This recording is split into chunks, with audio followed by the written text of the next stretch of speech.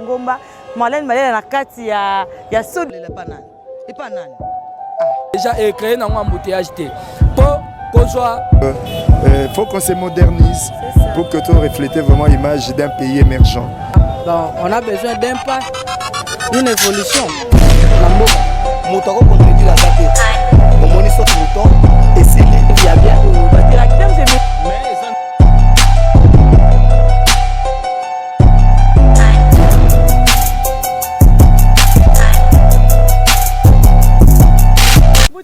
Mukulu TV, merci na confiance au pesa la chaîne Oyo.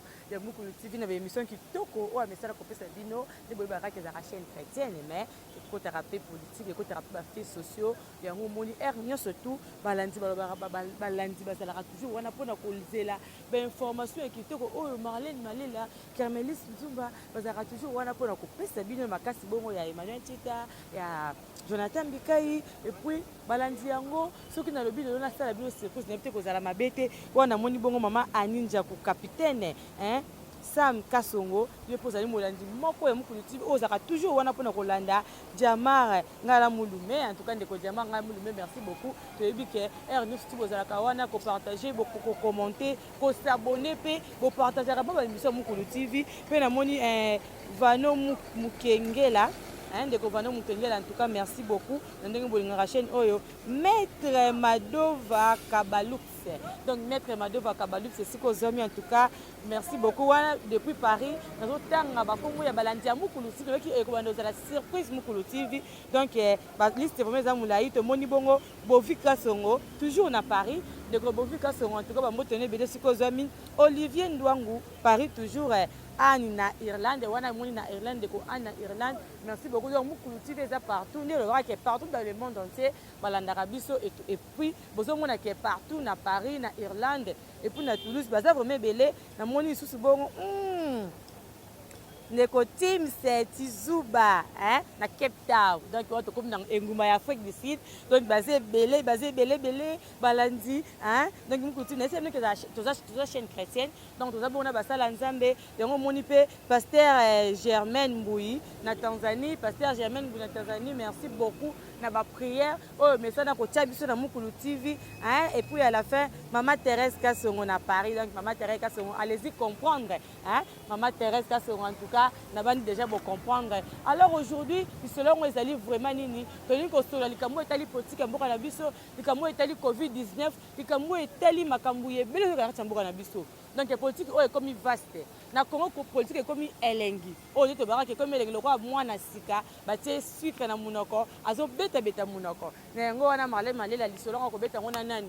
Na yambele na yambele qui vient de David dit tout le défenseur du peuple. Na président Patrick, ba bazali bongo ba moko ya UDPS donc moi na ndako o ayaka chaque jour ko beta la biso masolo kitoko et avec lui avec eux plutôt to komeka ko beta lisolo ya politique ya moko solo etali rencontre ya Jika na Fati rencontre donc likambo etali congrès likambo etali état d'urgence ya ko prolonger yango prorogation yango likambo etali apport ya masque pour les londes ezali pour ma journée oyo balwe ke so ba monyo na masque tendenga Malela nza boye bakokanga yo avec ndeko David to beta mali solo yango sans plus tarder directement tolana nanu ndenge na solo la kina ye mwana mboka ndeko David après tokozonga pona ko pesa ba commentaire mosusu.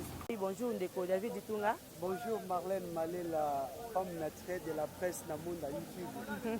Dala kaka lelo ezali mokolo wapi rigueur eza makasi pona port ya ba masque ceux qui tokitisi poye eza poto faciliter communication et puis to tirer makio ipo moni ke ba congolais bazo kate yango moni na sa moyi to ko sa l'émission pona ko sensibiliser pour aider le chef de l'état par rapport na ba mesures azui et puis ko interpeller tout pour moni ke bat mususu et cause la que notamment mesures ezomaki mais bakozali na courante mais grâce na intervention na biso par landi amoni que to en tout cas mesures telles ces hommes ça va en retard pour se ressaisir. Bonjour ndeko Patrick.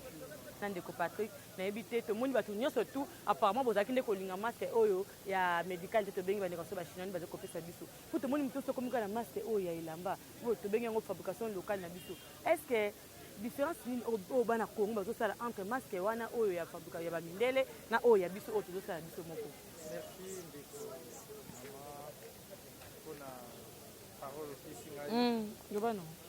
En général, les Congolais basal sur la confiance dans la mindélité. Parce que maladie est outille pas na bango. Donc,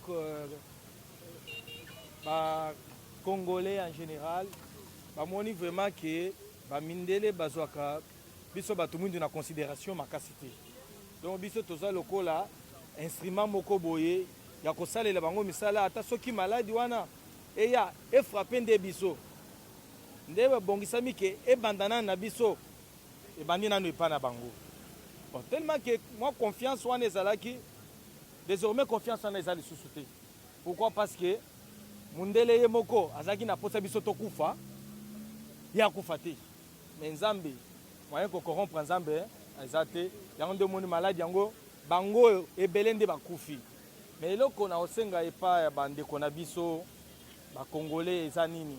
Ndeko nanga Congolais totosa maladie eza na mboka maladie ya kambala moko meko kende za rapasi ekendaka malembe koluka te ke maladie eza la siko ekoma sujet na yo kete oyebi te tel nde pe aza atteinte ya maladie wana te tomibatela to respecter ba règle nyonso wana ezopesama casque olati casque ndenge na lati boye esala bien na kitisi yango boye kaka mpona epermettre na lancer message epa bandeko mosusu.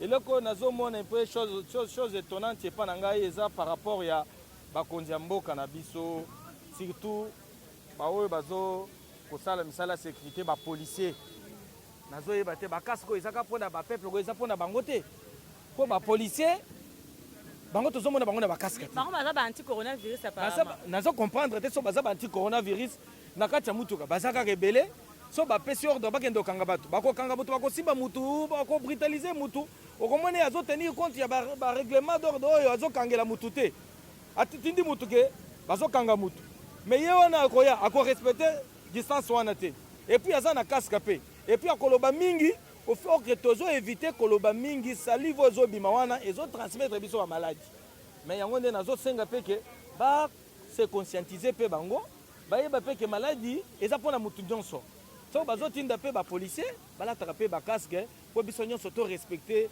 po maladie eza na kati ya mboka mama maladie eza na kati ya mboka tolobelaka likambo oyo ya bamesure oyo tomonaki président asengi akoti lettre asengi demande mpo baprolonger nini oyo état d'urgence epai ya deux chambres bachef na deux chambres ya parlement mais tomonaki mingi elekaki na makambo ya congrès awa ke Congo boye mobulu Congo po bango badéclaraki ndeko biso mwana mboka alekisa mwana déclaraki mais loko bakoti lettre oyo eza une moyen ya kofaciliter congrès wana esalama dans l'amiabilité ou bien eza na ndenge nini matondo mingi mwana mboka Marlène femme naturelle de la presse à monde à YouTube nakobakisa moke na oyo ndeko nanga Patrick Arotoloba mpona likambo ya masque ou de chapeau na docteur Eteni Longoni parce que ce qui est le monde entier est comme kolata masque ezali idéologie outi na République démocratique du Congo. Voici la tête on a lobi que na l'UDPS on a besoin de têtes bien faites que de têtes bien pleines. Pourquoi na koloba ndenge wana el makamba COVID-19 bandaki na Chine bande konanga ba congolais bakangamaki kuna. Il a fallu que non aide outa awa et que ne pas na bango. Tolandaki biso nyonso tout ndenge docteur Etienne Longonda lobaki ke non esengeli totindela bango banini ba masque tala lelo République démocratique du Congo à travers mwana mboka docteur Etienne Longondo monde entier lelo zali kolata masque yango na bakake na za trop fier d'être congolais ya République démocratique du Congo Yami Balé mon général Kasongo Aki na festaka mingi na musala oyo kitoko asalaka avec beaucoup de professionnalisme. Mon général, otindi ba policier na yo bakota na nzela po te ba faire respecter pour la masque na population. Mon général ngape na yebiso boy. Ceux qui policier na yo a se présenter pa na ngai et qui alati masque te ngape na kokanga ye na ketike na auditorat. Na kité mama jeunesse o kumba na lobby. Mon général, otindi policier interpellé population to civile soka lati masque te ngape soki na moni policier ayepa na ngai kotuna nga makambu ya masque eki asa nango te ngape na kofunde wapi na auditora Yami Balé, gouverneur Gentini Gobila. Toyebi que non, vu province à Kinshasa Zayumbité. On l'a dit que toute personne va kokanga la team masque, il faut foutre amende 5 000 francs. Mon général Kassongo, ceux qui n'ont pas de policier qui ont un masque et qui ont une idée dans l'auditorat. Na auditorat? Oui. Yo défier ba soda ou bien? Soda azali muto azokoto samibeko. La première personne qui doit respecter c'est lui. Comment il y a un masque? Yo yabi ba formation bana ba mesure ba pesa ko ba mentela. Katika koloba elo kwa c'est-à-dire que voilà, soit que président de la République Félix Antoine Tshilombo Tshisekedi akutani na sénateur Kabila alati masque. Et bon yo police tout nanga civil lata masque te. L'exemple vient d'en non. Fatih Beto a l'accès déjà. Exemple. Yo retournanga. Et puis gouverneur Gentini Gobila. On le dit que ceux qui bakani mutu apporter masque te faut foutre amende à 5 000. 5 000 wana et kokota na poste ya la police to okende na banque. Mais wana eza babi ke bino bakine bozaka te. Il faut pas ça là ba pesa bino mo mbando mo e bangisa bino. Pour les raisonner 500 francs. Et 5 000. Pour mo somile lora 500 la simba moko. C'est pour votre bien vous les Chinois. Ezali mesures sanitaires. Ezali décisions prises par les autorités compétentes. Ouais.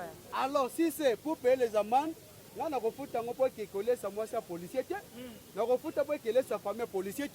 Ceux qui refoutent amende, c'est là ton dit na caisse à l'État. Oh comme ça là que non ba policier on a salaire na bango sanini et matin. Oh comme ça que ba fonctionnaire à l'État salaire sanini et matin. On se comprend. Neto ko aider économie to développement en boka na biso et non ko enrichir ba individu. On les ali malamu mingi te. Ceux qui non au déployer la police et conseil un peu malamu pe batu ya quittance pe bazala wana au cas où bekani mutu na infraction parce que Congolais za keti to ebiter so Congolais il faut ba beta e fingu pour yo ka to ebiter mais ceux qui non pona ko futa 5 000 et sengeli quittance et kendene na banque les très important masque balobite que soma masque à 2 000 balobite que soma masque à 3 000 c'est-à-dire même à taille moko oza capable de faire la masque na yo. C'est rien que pour te protéger. Tous les gens qui ont cache-couche, tous les gens qui ont soutien, tous les gens qui ont et tirer ta tchèque. Donc, c'est-à-dire que les Congolais ont la protection. Ils ont protégé bien. Ils sont au Congo. Avant de mettre un mois, je leur ai un masque au Congo. Pour les Congolais, vous trouvez dans une sapato à tchèque. Vous trouvez dans une sapato Tas ati mususu kaka oyo bateka mai te ba nini bateka ba plastique bateka ba mai wana omoni ndeko nanga tie c'est ça ça dit que non est-ce qu'il y a un procès que la police a interpellé non papa o tie boezani ma isa masque mais où is a pampex abanati ngana benga ngo masque pona nini po mama otuni motunda malamu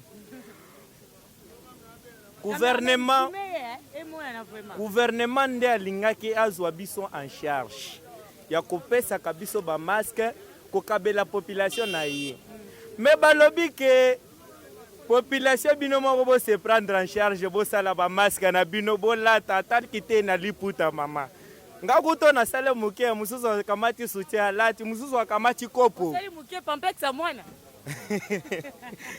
okuteza na kisi na kati oyo kena beton oyo zoyoka corona iye boye kweli ya likolo ya beton ekiti bambani yango moko. Mesdames et messieurs, c'est l'ambiance. Donc, chers internautes, quand il y a un qui est toi, la carte c'est qui n'est pas ban kin. Donc moi la kin nous sommes dans une idéologie naie, azana ba façon na remettre makam. Bon moi ndeko na yuso mo kopé atali oh masque to za ko ba ngaliboso. Au moins la carte médicale, il faut la protéger, il faut la mais comme il y a liputa. Il y a quelque chose de complexe à moi, on a les arts protection, ça n'engage que lui. On continue avec moi, Lamboka, David Dutunga, les défenseurs du peuple. Hein? Il y a président Patrick Tozaka Wana, par rapport à Mboka, du Cambouya Congrès. Au moins, Félix a fait 6 mois à Val Moroboy, a fait 6 congrès, moins importance. Nandinga fait introduit sous lettre Wana pour na deux chambres. Matondo mingi mwana Mboka Marlène. Nazali koyebisa bandeko nango bazali kolanda soki cameraman akozwa bango ekozala bien parce que ntango omonaka david ditunga koloba bapusanaka parce que napesaka bango ezali connaissance place oyo peut-être ke bayebi te na bakiseli bango boyebi bana mboka ifo bayeba ke non mpona kodekrete état d'urgence ezosenga permutation to autorisation ya congrès te. Et puis ça c'est un de deux soki otali constitution mboka na biso nulle part bazali koloba état d'urgence sanitaire tuna badepute maintenant mpona bazwa décision mama na répondre nazali koyeka se mpona bandana na soko se mpo bato bacomprendre po se bato oyo bazali kokosa peuple congolais que non pote président Félix a décrété d'urgence esengeli azwa autorisation ya congrès nulle part ya constitution na boka na biso ezali koloba ke po président décrété état d'urgence il faut congrès. Article 85 elobi que le président de la République azali ko se consulter avec le premier ministre, les deux présidents de deux chambres. C'est-à-dire que kutana na bango ezosenga aval na bango te, c'est juste les informer. Oboya olinga te ye étant que garant bon fonctionnement des institutions à comprendre responsabilité na ye pour na ko épargner population na ye de cette pandémie. Yami balé toke na article 144 même au bazali koloba article 119 otomonaki ndeko tambo mwambe koleka na top Congo avec arrogance kokanisa comme si que le président a décrété état d'urgence sanitaire a violé la constitution automatiquement bajour koya akokomba président. UDP salité 37 ans dans l'opposition. Il y a nos frères qui sont tombés sur le champ. Ce n'est pas pour faire un mandat, tout soit tout deux. C'est juste que Timokolo Jésus-Christ a koya de UDP sa politique à pouvoir. C'est pour vous dire que le président a respecté la constitution ndenge lobami. On se comprend mon amboka. Attends à consulter bango, on m'a dit que non 30 jours où il y a pesaki et simité. Et simbi, mais par rapport à ndenge évolution, ils ont progressé, il a fallu et ça nini et bakisama.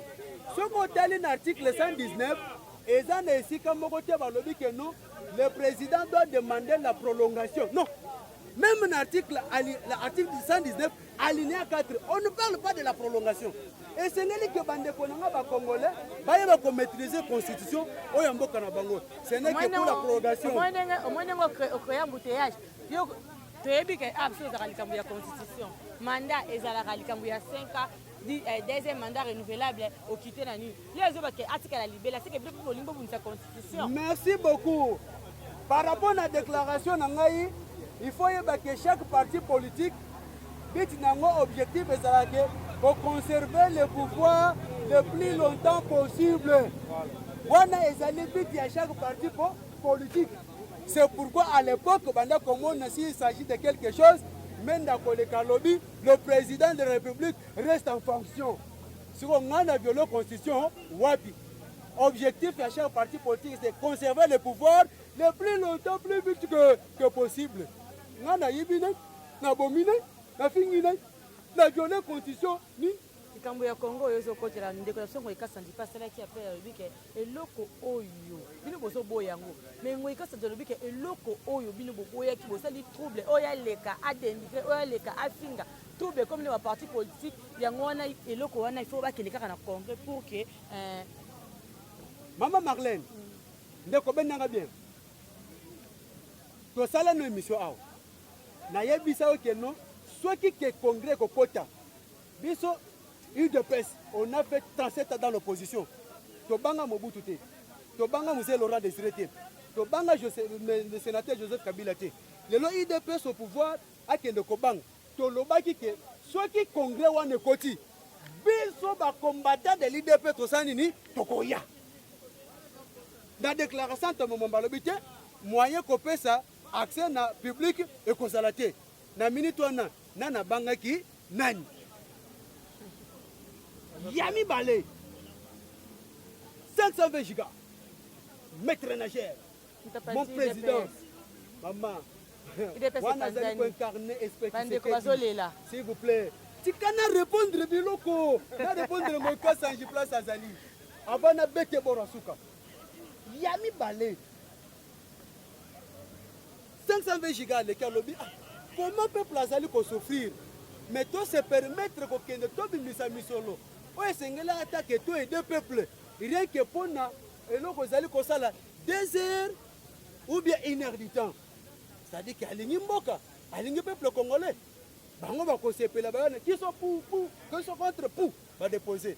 C'est que zalaki nelo komoko et bomba maki na kati. Moi maintenant je pose à monsieur Ngoy Kassange. Comment monsieur Alexis Tambo Mwambe en précisant pour parler du concret en refusant qu'il ait l'accès du public, qu'est-ce qui s'est caché derrière ces congrès-là? Bandai kokanisa nini? Na bete ka biloko mibale. Pour na considérer ça, monsieur Ngoy Kassange, il a détruit la province de Kasaï oriental par terre. On dit qu'il y a vraiment na Liboulou. S'il y a des occasions qui se présentent pour cette terre, former cette terre, il ne faut pas réveiller un lion qui dort enfermé. Ils allaient mal à mouter. Vous n'avez pas aucune leçon de compétence dans le peuple congolais. On voit que les lois allaient traverser dans la misère par rapport à mes gestions il y a 18 ans. Au binobo, Kaminango, Mboka Oy. Le président a bien dû, à l'ongoli ba mesure, à privilégier les 2 chambres. Au Bakoki qu'on se réunir de plus de 20 personnes, mais séparément.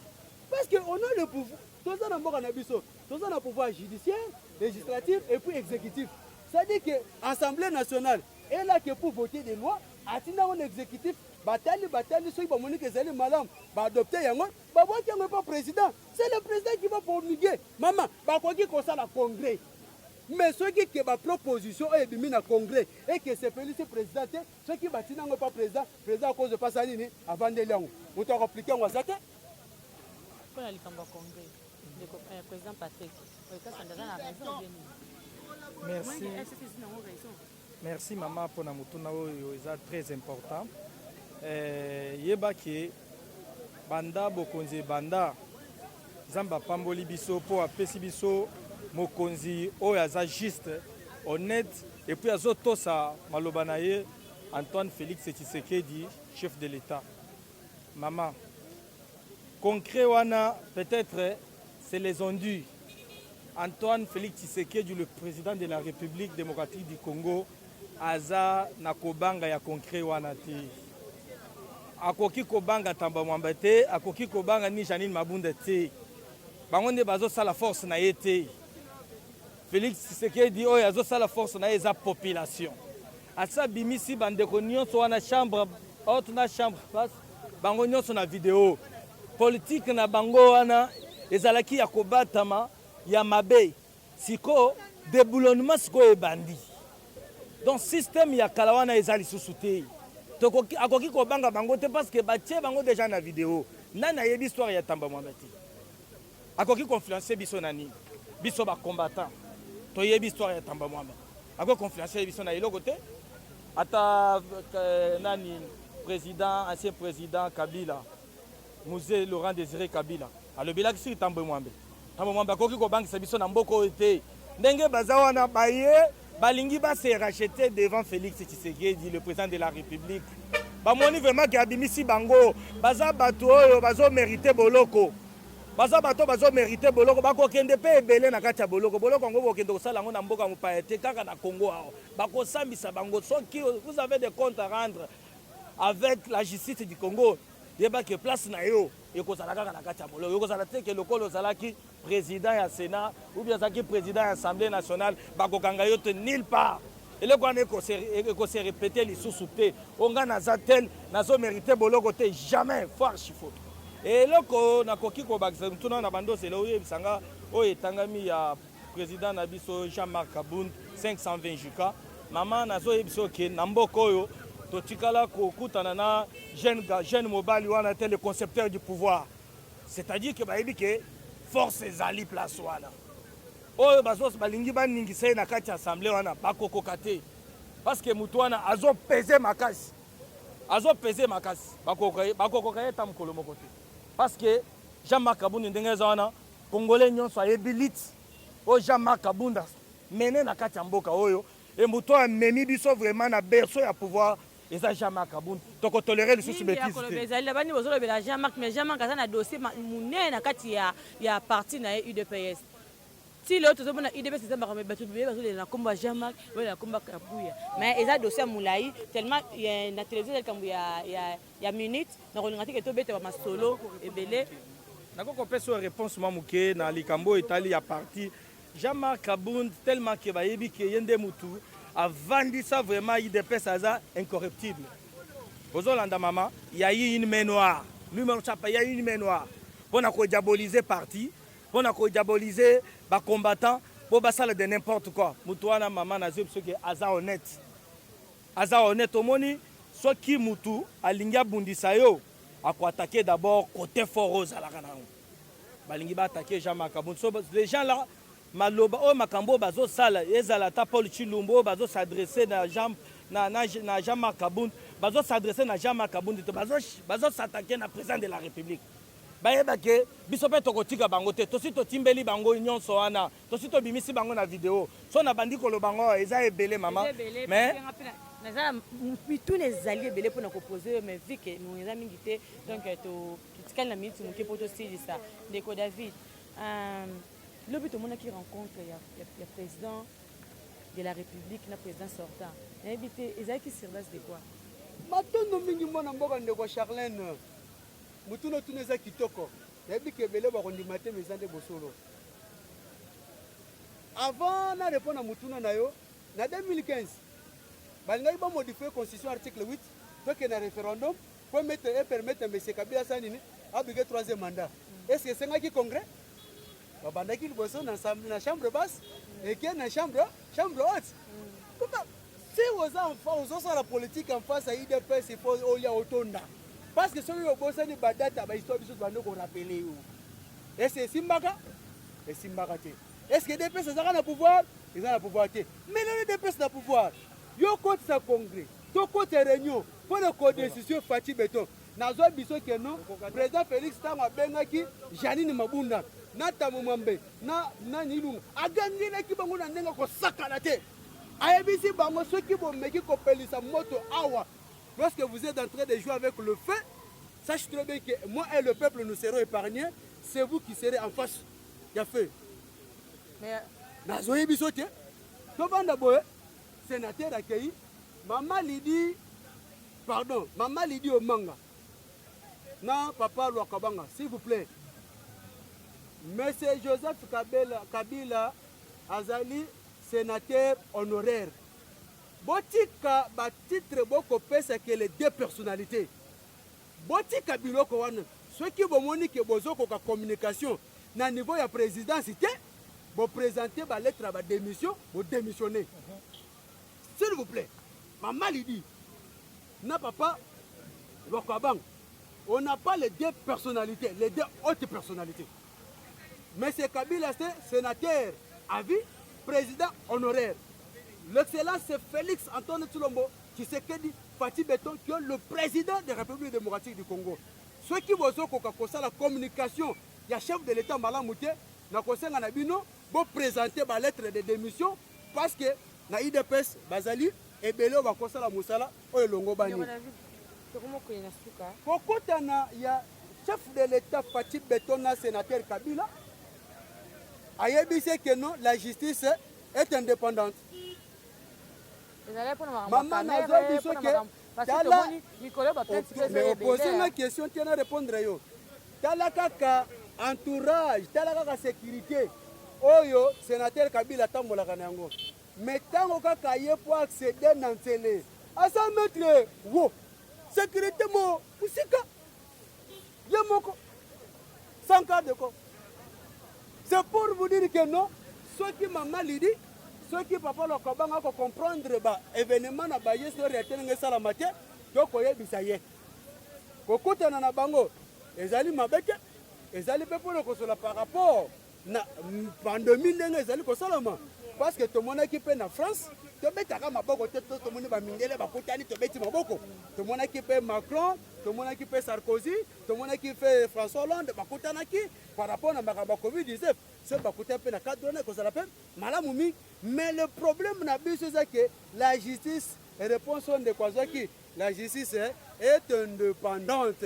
Mais kalate toute personne au sein de peuple congolais à cause de la muka kamate atondo mingi tokomi na likambo ya ngonga tokomi bana suka émission point ebele tomoni bato baporte Alexis Tambwe Mwamba un plainte donc tokosolola yango na mikolo ekoya parce que toza vraiment na mingi te parce que ngonga etikali vraiment mingi te na kosenga na bino surtout bopesa message ya suka na peuple congolais message na président de la république pe message pour na parti na bino UDPS dès quand message na kosala surtout opesi ba message wana après pour te clôturer émission na biso na bandi na ndeko Patrick après na kosuka epa ndeko David. Merci maman avant na pesa ba remerciement na ngai na lingi nazonga mwasi mamuke pona likambo oyo etali kokutana ya chef de l'État Antoine Tshisekedi na sénateur en vie Kabila. Mama na ngai nalingi nayebi soki bakongole soki bazoloba te bazoloba na sese kokutana wana ezopesa biso mpe esengo me toza na mwa mawa mpo na ngai ça m'engage que moi en tant que combattant na moment oyo toza na maladi na kati ya mboka eza moment oyo mutu nyonso alakisa bolingo mboka sénateur en vie Kabila avec tous les respects qu'on vous doit papa na ngai mokole uti koleka na baane okenda kopesa mbongo 18 millions na Haïti osutenaki bango tango mai ekotelaki bango ebele mboka yango yao bato bazo souffrir Congolais nyonso ayebi ke oza na mbongo ebele mbongo wana bombe yango po kendo sepesaka bato alibanda sunga pe mboka yango oyo bato baza na posa pe na mwa contribution na makambo ko COVID-19 sunga pe bango biso pe to sentir vraiment que en tout cas oza pe mutu oyo lekaki pe na voix malamu pe ba Congolais basepela. Merci mingi na émission oyo epesi biso mwa courage mingi ba Congolais belé bazolanda biso tozali pona kosala politique te mais tozo interpeller kaka attention ya mutu na mutu tozo yoka o bato bazoloba bazokufela na wana bandaku nzambe asali biso ke yo mama na biso ya ou interview biso boye pour to faciliter communication entre bakonzi na population. Merci beaucoup mingi la combattant président Patrick, je vous remercie beaucoup. Merci beaucoup ndeko David Tunga. Matondo mingi mwana mboka tozosenga tous les combattants de l'UDPS, chers combattants et combattants de l'UDPS, main dans la main, ne laissons pas l'espace à ces ennemis qui sont en train de chercher des nuire au pouvoir du chef de l'État, Félix Antoine Tshisekedi, qui se disent qu'ils sont de l'UDPS, mais leurs peaux sont les ennemis du peuple et les ennemis du président Félix. Président Jean-Marc Kabunda Kabunda, vous avez le soutien total du peuple congolais, na ba combattant de l'UDPS. Ba pesa ko 48 heures. D'ailleurs, kutu ba o basala ke obi ma premier vice-président Assemblée nationale, ba senga kayo senga beskiz, o senga te. Mais kaka ceux qui font la prostitution politique et puis commerce politique, ba ba pesa 48 heures pour démissionner. Na ko se kabango ceux qui peut-être va comprendre de politique tokoki kopesa bango na mwana moko ya 12 ans wazali ko participer na parlement debout atangi c'est politique na lobi mwana 12 ans atangi sa Jean-Jacques Mamba politique lolengeni ne sengeli kozala lorsque zo lingo sala face à face na IDPS atangi lo histoire. Peuple congolais, cette pandémie tue. Prenons vraiment les mesures au sérieux. Protégeons-nous. Tu me protèges, moi je te protège. Parce que cette pandémie tue, les autres ont la rein à moutouté, les autres ont la degré à moutouté, les autres ont la titre à moutouté. Masque oyo, balobi so marqué. Même attendant que mbongo ezate, ne puisque au protéger entourage nayo, ne puisque au protéger famille nayo, pe bandeko nayo, et cause la vraiment malami. Tout le monde qui aime David dit tourna. L'actualité c'est belé. À la prochaine avec la femme naturelle.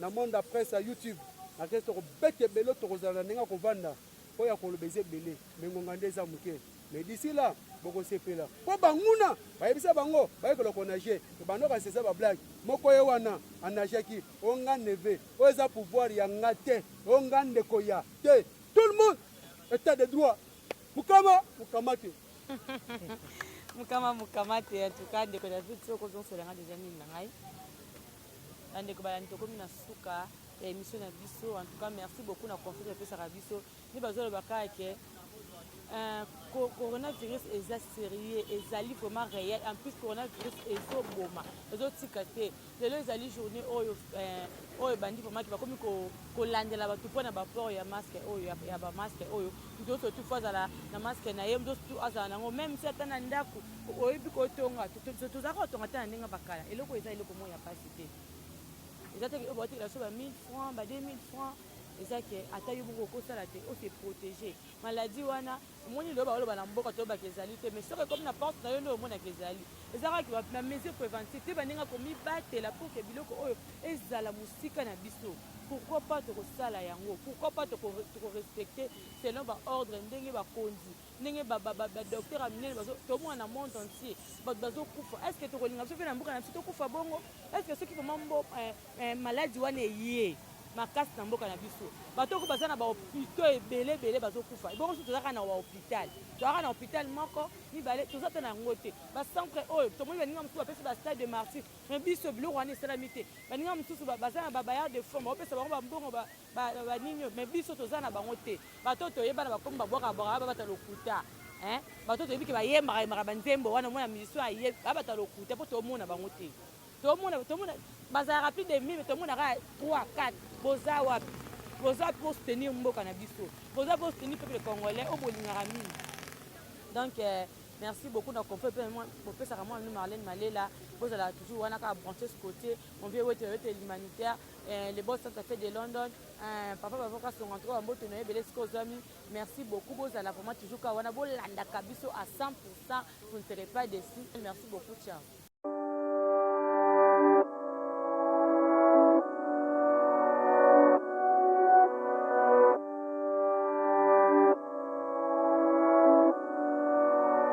This is freaky.